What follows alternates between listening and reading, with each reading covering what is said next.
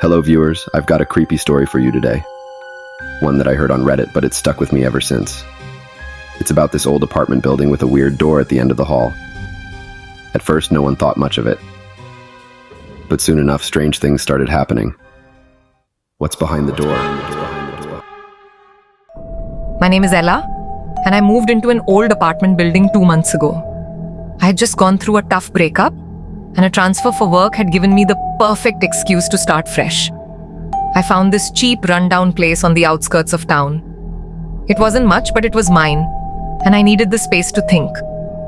The building was aging, high ceilings, creaky wooden floors, and faded wallpaper. It had character, but it also had an air of emptiness to it. The hallways were quiet, almost too quiet. I never saw my neighbors, and the air always smelled a little musty. But that didn't bother me. I liked the solitude. What did bother me, though, was the black door. At the very end of the hallway on my floor, there was a door unlike the others. It was made of heavy dark wood with iron hinges and an old-fashioned handle. It stood out against the more modern doors on the floor. No apartment number, no label, just an unmarked door with a strange aura. It looked ancient. I assumed it was some sort of utility closet or storage room, but I never thought to investigate. That was until one night, about 3 weeks into my stay. I had come home late from work, and as I walked down the long hallway, something caught my eye. The black door was slightly open, just a crack. A soft, yellowish light spilled from inside, casting long shadows on the floor. It was odd, almost unsettling. None of the other doors on my floor were ever open, and yet, here was this one, inviting me to look inside. I froze. I didn't move. I didn't know if I should knock or call out, or if I should just turn around and leave.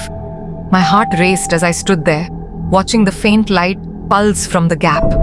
I swear I heard a whisper, like someone was talking behind the door. But the longer I stood there, the more the silence consumed me. I decided to ignore it and hurried back to my apartment. The next morning, I found something strange. On my door handle, there was a black fingerprint smudge. It was too dark to be just dirt. It looked like soot. I wiped it away quickly, brushing off the creeping unease that formed in my chest. Maybe it was a neighbor playing a prank. But then it happened again the next night. This time, 3 smudges, each darker than the last. I couldn't ignore it anymore. Someone was coming to my door while I slept, and it made my skin crawl. I decided to stay awake that night, determined to catch whoever it was. Around midnight, I heard it. Soft, slow footsteps in the hallway. They were getting closer, then stopped right outside my door. I held my breath, frozen in place. The silence was unbearable. Then, as if to confirm my fears, I heard the slow creak of the black door opening. I could barely see through the peephole, but I could feel a presence moving on the other side. Then, a heavy slam echoed through the hallway as the door shut with a force that shook the walls. The next morning, I gathered the courage to ask my neighbor about it. When I mentioned the black door, her face went pale. She looked at me like I was crazy. "That door hasn't been opened in years," she said. "Management sealed it up a long time ago.